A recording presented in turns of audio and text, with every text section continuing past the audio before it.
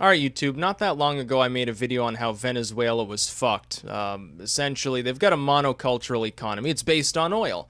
That's really all they have. A lot of the stuff that they have in Venezuela is produced centrally. It's produced by Venezuela for the consumption of Venezuelans. They export oil. You know, they do have an export market. I don't know what the fuck else they export, but I'm sure, I don't know, palm fronds or something like that. But now they're basically screwed. Maduro has shortened the work week to 2 days, and this is only a little while after shortening it to a 3-day work week. Now, anywhere else in the world, if you said, oh, well, we're moving to a 2-day work week, people would be like, huzzah, it is great. We have to labor less, and we still have the rudiments of life at the very least, or even, we're a developed country, and we're so rich we only have to work 16 hours a week. Well, that's great. The reason, though, why they're shortening it to a 2-day work week, they don't have the electricity necessary to continue production the other 5 days of the week. Their only beer producer has also shut down. Now, in a centrally controlled economy, you have problems anyway. The big problem here, the people of Venezuela are already under quite a bit of stress, and now they don't have alcohol.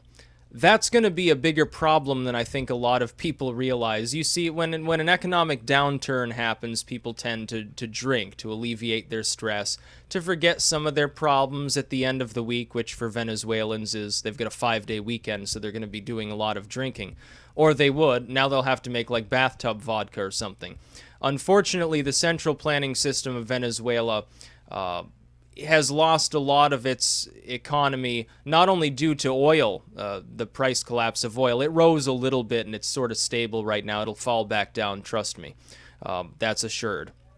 It's not going to be rising up back to 100 a barrel anytime soon, and that's about what Venezuela needs to be solvent. That's what they need to break even.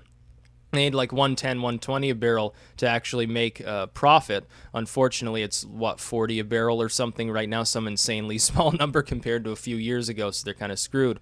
Their hydroelectric system is all fucked up, though, too. Their hydroelectric dams bring a lot of power to the country, and right now there's a drought. You see the hydroelectric dams can't produce enough power.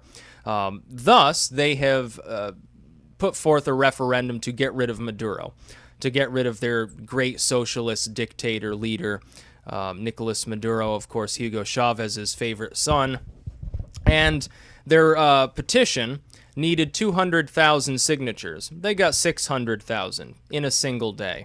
Thus, people are speculating it won't be long before Maduro is removed. And the so-called center-right, which really, the center-right of Venezuela is sort of like our far-left Democrats. That is, they believe in at least a few rudiments of capitalism to actually have an economy that aren't directly under the control and regulation of the government. They're so-called like left in Venezuela is like communism, and then like Maduro and his further left people are like, Marx would blush as far as the things that they propose. They have a centrally planned oil system, and therein lies the problem. Maduro tells his people that they're going to be robbed blind by foreign investors if they allow foreign companies to come in and compete at all, to come in and operate at all. So of course, they've got one state oil company extracting this stuff. The problem is when you have an economic downturn, I said, I believe 2 years ago now, they need to urgently invest as much as possible in upgrading their infrastructure to extract oil more efficiently. They didn't do that, and of course now you have the downturn of oil. Well, there it goes. They no longer have the opportunity to invest. Their only choice now is wait it out and starve in the meantime. Their shelves are empty. The bread lines don't even exist anymore because there's no bread to eat. They don't even have any fucking beer at this point. They either wait in the dark with electricity 2 days a week, with a 2-day work week, where what little food and goods are left are redistributed, or they kick Maduro out. They get some sense into Venezuela. They allow foreign competition. This will increase oil output. It will decrease the cost of extracting it. And yes, some of that income will be siphoned off by whoever happens to be investing. It's likely, by the way, to be the United States, first and foremost, doing that.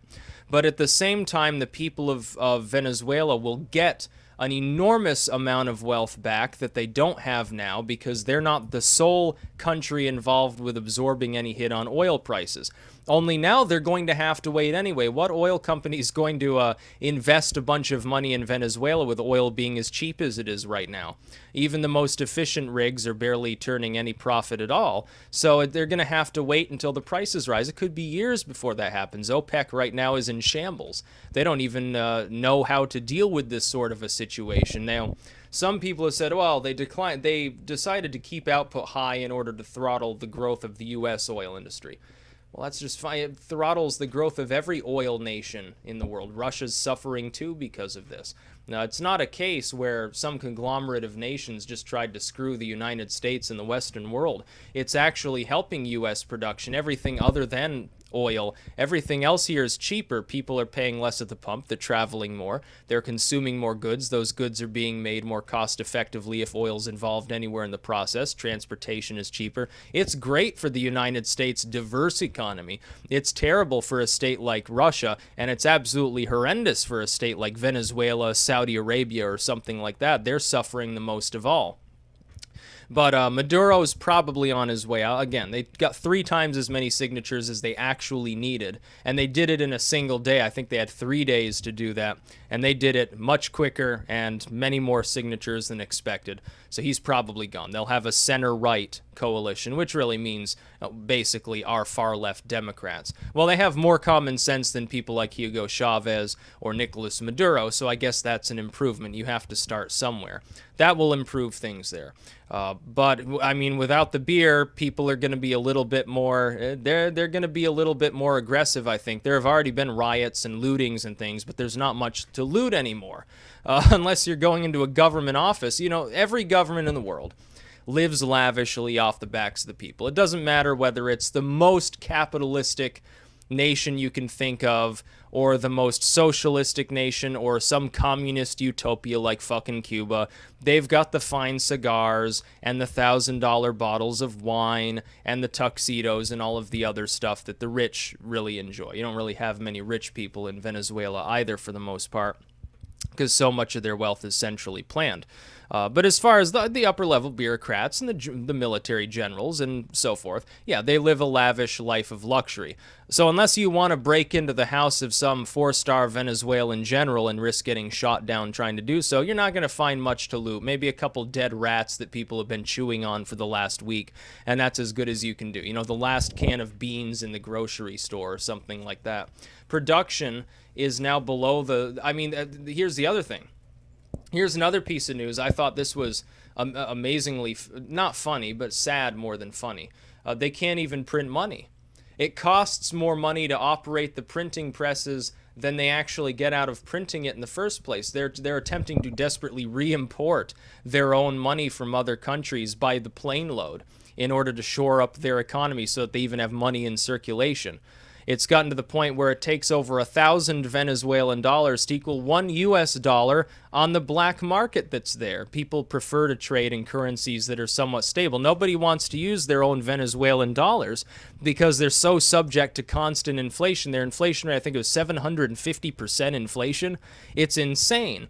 So their money isn't even worth the paper that it's printed on. The paper literally costs more than the money, even for higher denominations like the 100 whatever note to print. It's insane. This is not the way in which an economy that's healthy is functioning. The thing is, they've got more oil than anybody else on Earth. They have the largest proven oil reserves. They make Saudi Arabia look like a lightweight. And yet you look at Saudi Arabia, who, I mean, they are suffering, but they diversified a little bit. They have more competition. They have higher efficiency. And so while they're suffering, even though they're perhaps suffering more than Venezuela on the top line, on the bottom line, people are still able to get by. In Venezuela, they don't even have enough to eat. They don't even have a fucking rotten potato to chew on. People wait in line for hours to go and get food. This is Bernie Sanders' vision of America on steroids. You wait in line for a couple hours and you might get something other than a bulging can of botulism-riddled food canned 10 years ago. That doesn't sound like the sort of model we need to use here. It's not the model the Venezuelans obviously want to keep using, because right now it looks like increasingly almost everyone wants Maduro out. That is, and the funny thing is, the government that they label as being like far right there, by our standards, you know, would be like Elizabeth Warren level.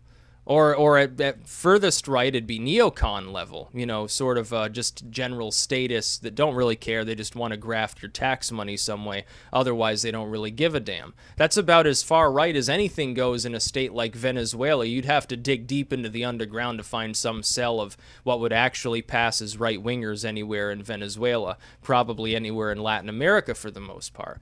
I mean, it's amazing to see the depths of misery and suffering that are going on there. When you work 2 days a week, you got 5 fucking days off, you don't have electricity, and you're in a tropical climate, I'd think that'd be a problem too. You don't have needed drugs for like women who are pregnant. You don't have any equipment for that. You don't even have electricity when the births are being delivered. You don't have necessary medication for chronic conditions, even like topical shit. You don't even have fucking Band-Aids or something. You don't have gauze. You don't have saline. You don't have anything. You can't even refrigerate your blood supply probably at this point. So you spend 5 days a week without power doing nothing, except waiting in line again to receive what little food you can possibly accumulate so that you don't starve outright. It will get to the point in a state like this, if things continue to worsen, people will resort to cannibalism. That's not an exaggeration. The food production runs out because there's not enough energy to produce it. They will eat each other, or they'll wander off into the jungle and they'll get some bushmeat. They will get to that point. Now, this is something that's almost unheard of anywhere in what we consider the developed world. The problem with Venezuela is they frittered away all of the money they could have used to expand, to develop, to make things more efficient, to make things more sure in the future, to lay up an investment for future generations. They took that excess money instead and doled it back out to the people in redistributionist style because of socialism there. And that's great for the short term. It keeps people pacified. They get a little bit of extra stuff. They have the washing machine now and the extra can of guava extract or something. That's great. The problem is then when a problem hits, you're fucked. You're screwed. We see that in Venezuela. They can't print their money. They can't obtain beer. They're not going to have electricity. They got a 2-day work week. Maybe it'll be cut to a 1-day work week. Maybe their government will just dissolve and they'll say, oh, the people are on their own. We're flying out to some other communist-friendly nation. So Venezuela is basically collapsing now. I didn't think it'd go that quickly. I thought it would be a long, slow slide like often happens. Look at the USSR or something. Things get worse and worse. It takes, years or decades. Under Maduro, it's in less than a year, it's managed to go from, things are pretty fucking bad here to, our state is basically non-functioning at this point. It has no economy. We don't even have electric. We can't even turn on a lamp at night. What about the air conditioning units? I would think that would be kind of important in a place where it regularly hovers around 95 degrees with 100% humidity, especially if you got people who are sick in a hospital or something. Are they providing them with power 7 days a week? At least in, the burn ward, the maternity ward, some of the more important parts of the hospital that get used, by people who are in need of cooling off? Or do they just give them like a fucking popsicle? Do they even have popsicles at this point? Give them a basin of lukewarm swamp water to cool off in. So here we see the roots of socialism. The seeds of socialism sown in Venezuela. It's not pretty. And people need to take note of this situation that's there and contrast that with so-called Nordic socialism, which people here pretend to support, and really they don't even have a clue what they're talking about. They're talking about an entirely different economic and social model. Also, Maduro is a tyrant. He's just a fuckwad. He also has a stupid-looking face and a stupid-looking mustache. That's about all. Peace out.